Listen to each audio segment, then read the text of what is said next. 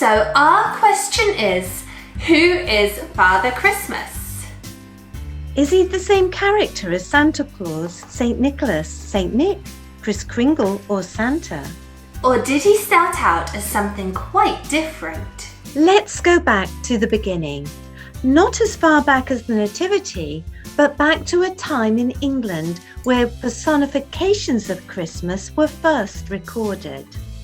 The earliest evidence of this can be found in a 15th century carol in which a character called Sir Christmas shares the news of Christ's birth. He tells his audience to make good cheer and be right merry. Another English precursor to Father Christmas could be found in York, where a festival called Yule Ridings took place on the 21st of December. A man disguised as Yule carried cakes and meat through the streets and threw nuts into the crowd. In 1572, the procession was banned after complaints of very rude and barbarous behaviour. In Tudor and Stuart times, specially appointed Lords of Misrule oversaw Christmas celebrations in aristocratic houses and were sometimes given names like Captain Christmas, the Christmas Lord, or Prince Christmas. Early 17th century writers used the technique of personification and allegory, a story within a story, to help defend Christmas against attacks from radical Protestants. Benjamin Jonson, an English playwright and poet, wrote Christmas, His Mask, performed for the royal court in 1616. In the play, the character of Christmas appears in old-fashioned clothes with a long thin beard, calling himself Old Christmas and Old Gregory Christmas. The character is an old man and a father. He brings with him several of his sons and daughters, each personifying a different tradition of the period, with names like Misrule, Carol, Mince Pie, Mumming, and Wazzle. The Puritan attack on Christmas intensified around the time of the English Civil War in the mid-1600s. Royalists flocked to Christmas's defence and once again personified the season to make their case, as in the 1645 pamphlet, The Arraignment, Conviction and Imprisonment of Christmas. The character of Christmas, also called Father Christmas, speaks in a pamphlet of 1652. Immediately after the English Civil War.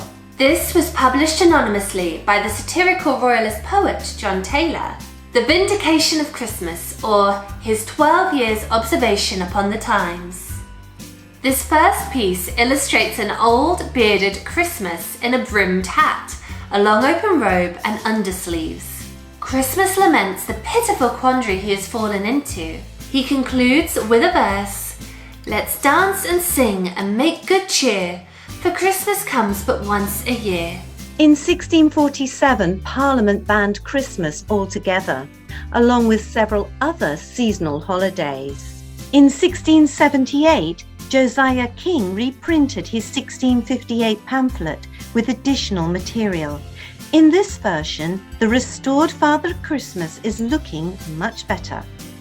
Old Christmas Returned, a ballad collected by Samuel Pepys, celebrates the revival of festivities in the latter part of the century. His character was maintained during the late 18th and into the 19th century by the Christmas folk plays, later known as Mummers' Plays. Father Christmas enjoyed a mini-renaissance in the first half of the 19th century. In illustrations, he was sometimes shown as a winter sprite, with garlands of holly on his head.